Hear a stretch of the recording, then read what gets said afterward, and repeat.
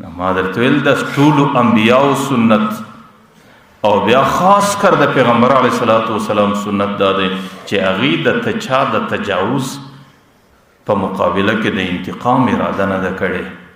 انبیاو در اوسه د انتقام حق نه ده استعمال کړی.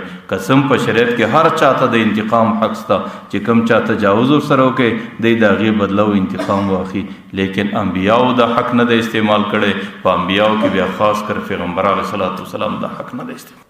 نو د چا د تجاوز په مقابل کې، د چا د تیزی خبرې په مقابل کې، د چا د تعنی په مقابل کې او د چا د بدی وینا په مقابل کې د پیغمبر علیه الصلاۃ والسلام سنت د ټولو انبیاو سنت دا دی چې د هغې په مقابل کې چې شمپوشي کول، د هغې په مقابل کې اعراض کول، د هغې په مقابل کې کناره کشي کول او د هغې په مقابل کې صبر کول او د صبر سره هغه سړي ته پر هغه ځای باندې مغفرت او معافي کول. بس د پیغمبر علیه الصلاۃ والسلام چې څومره طریقې موږ ته ثابتې دي دا ټولې سنت دي. نن خو زموږ د ناپوهۍ په خاطر صرف زما دماغ کې دا راغلی دی چې د پیغمبر سنت دا دی چې زه پر سر لنګوټه کښېږدم، د پیغمبر سنت دا دی چې زه پر مخ باندې ږیره پرېږدم، د پیغمبر سنت دا دی چې زه فراخ لباس واغوندم، د پیغمبر سنت دا دی چې زه مسجد ته په راسته پښه راسم او د مسجد څخه چې وځم په چپه پښه. حالانکه دا هم د پیغمبر سنت دی.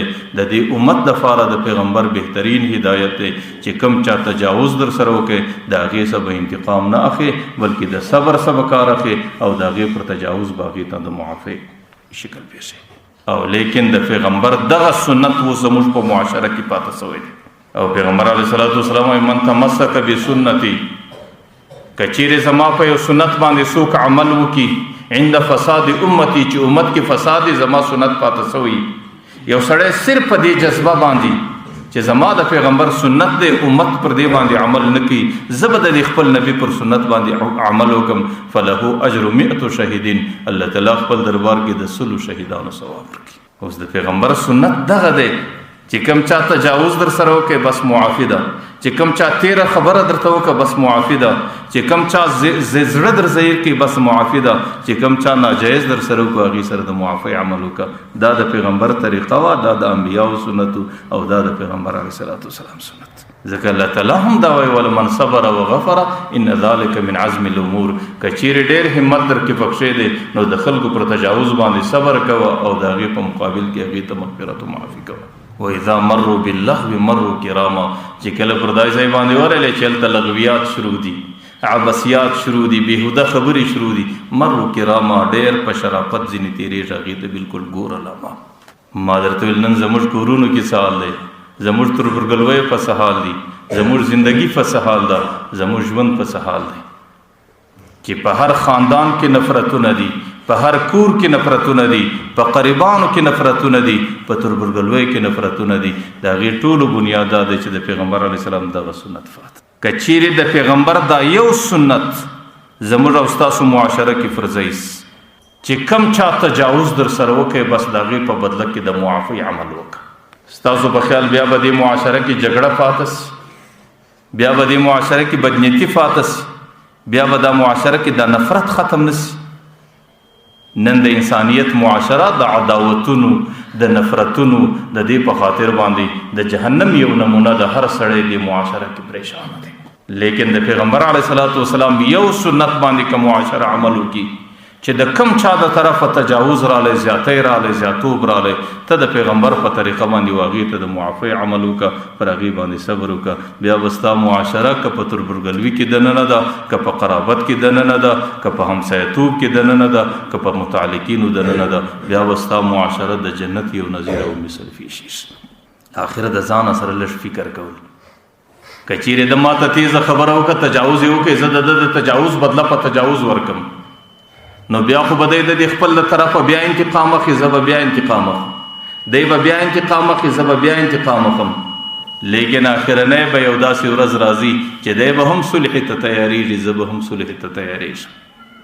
ځکه د ټولو انتقامو آخرنی طریقه صلح ده.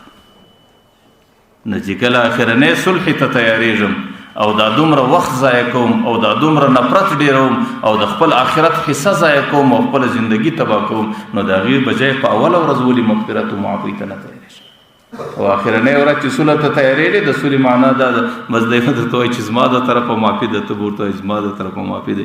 دغه معافي پکار دا دی چې اوله ورځ سړی وکړي. کله کله د دې کوچني خبرو سره ډېرې لوی خبرې پیښې شي. د جاهلیت زمانه کې د عربو زندگی تېره سوې یو ډېر عظیم جنگ تیر چې هغې ته اوس د سیرت کې د عربو په سیرت کې حرب بسوس وایي. ابتدا یې څنګه وسوه؟ د یو کور یو چرګ یو مرغه د بل ګلانو کښت له ور واوښتې. هغې چې ورباندې رالی د دې چرګه څه انتقام واخیستی، دا ورلو دا سړي څه انتقام واخیستی، هغې انتقام واخیستی، دې انتقام واخیستی، هغې انتقام واخیستی. دې 40 کاله مسلسل جنګونه روان او 40 کاله مسلسل د هغې په مابین کې بې شماره مړي، د هغې په مابین کې بې شماره عداوتونه تیر. لیکن 40 کاله بعد هغې ورته چې هر سړی به مړه کېدی خپلو بچیانو ته به وصیت کوی چې بچی په ما باندې د پلانکي تجاوز پاته دی چې در څه پاته نه شي. لیکن که هغې د اولې ورځې څه خبره د معافۍ متعلق وکړي بیا به دا 40 کاله مصیبت ولي، بیا به دا جنګونه ولي، بیا به دا قتلونه وي، بیا به دا پریشانۍ ولي. نو به هر حال زموږ او ستاسو دپاره د زندګۍ د رهنمایي دپاره د پیغمبر علیه صلات وسلام په سننو باندې عمل کول دا کافي دي. او د پیغمبر عظیم سنت زما او ستا مخ ته په معاشره کې دا پروت دی چې د چا پر تجاوز باندې د مغفرت او د بخښنې او د معافۍ معامله کول. الله تعالی دې د دې سنت باندې عمل کول زموږ په